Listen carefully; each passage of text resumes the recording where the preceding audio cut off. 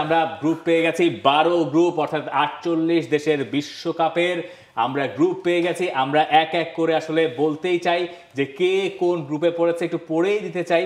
আমাদের সামনে যেহেতু পুরো গ্রুপ চলেও এসছে, আমরা একটা একটা করে গ্রুপগুলো বলছি। গ্রুপ এ তে আছে Mexico, south Africa, south Korea, UEFA play of D, যেটা হতে পারে 4 দেশের একটা, তাই তো? Denmark, north Macedonia, check Republic, চেকিয়া কিংবা নর্দার্ন আয়ারল্যান্ডের কোনো একটা দল সেখানে যে পড়বে। গ্রুপ বি তে আপনার জন্য ম্যাচ থাকছে কানাডা, পাথওয়ে এ ইউএফআর, সেখানে ইতালি আছে নর্দার্ন আয়ারল্যান্ড, আছে বসনিয়া এবং ওয়েলস, যে কোনো একটা দল সেখান থেকে উঠে যাবে। আছে কাতার, গতবারের হোস্ট নেশন, এবং মুরাত ইয়াকিনের সুইজারল্যান্ড। গ্রুপ সির হিসেবটা যদি আমরা দেখি, ব্রাজিল সেই গ্রুপের একেবারে সবার ওপরের দিকের নামটা, এবং ব্রাজিলের সাথে কারা কারা রয়েছে, মরক্কো যারা লাস্ট ওয়ার্ল্ড কাপের সেমিফাইনাল খেলেছে, একই সাথে সেই জায়গায় হাইতি এবং স্কটল্যান্ড। এইটাকে আমার মনে হয় আপাতত গ্রুপ অফ ডেথ বলতে পারি। কোনটাকে?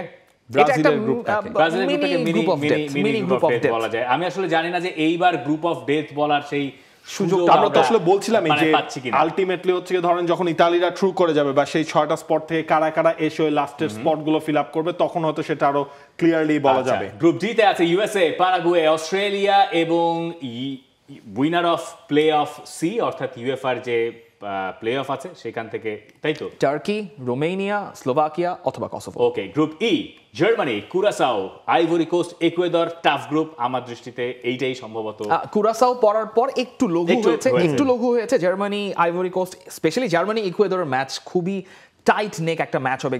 গ্রুপ এফ এ হতে পারে এটার একটা মিনি গ্রুপ যদি নেদারল্যান্ডস, জাপান, তিউনিসিয়ার সঙ্গে পোল্যান্ড কিংবা সুইডেনের কোন একটা দল পাথ থেকে চলে আসে। বাকি দুটো দলের নাম ইউক্রেন এবং আলবেনিয়া, সেটা আমরা জানতে পারবো মার্চ মাসে। গ্রুপ জি এর হিসাবটা বেলজিয়াম সেখানে রয়েছে, বেলজিয়াম, ইজিপ্ট, ইরান এবং নিউজিল্যান্ড। এইটা হচ্ছে গিয়ে গ্রুপ জি এর হিসেব নিকেশ, এবং এই জায়গাটায় মনে হয় বেলজিয়ামের জন্য আসলে তুলনামূলক বেলজিয়াম এবং ইজিপ্ট দুটা দলের জন্য আসলে একটু সুবিধা হয়েছে। ইজিপ্ট কিংবা ইরান প্রথমবারের মতো তারা সম্ভবত রাউন্ড অফ 16 এখন তো রাউন্ড অফ 32 আছে, পরবর্তী রাউন্ডে কোয়ালিফাই করার জন্য সুযোগ রয়েছে। গ্রুপ এইচ এ Spain, Cabo Verde, Saudi Arab এবং মার্সেলো বিয়েলসার উরুগুয়েকে আপনি গ্রুপ এইচ এ দেখছেন। বেশ ইন্টারেস্টিং ম্যাচ হবে স্পেন এবং উরুগুয়ের।